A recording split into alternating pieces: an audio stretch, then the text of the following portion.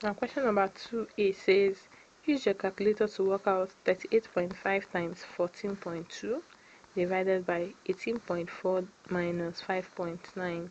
Write down all the figures on your calculator display. You must give your answer as a decimal.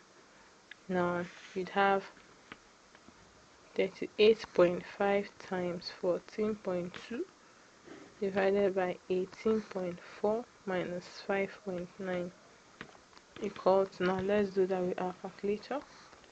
You have open bracket, put 38.5 then times 14.2 then divided by, open another bracket, 18.4 minus 5.9 close bracket.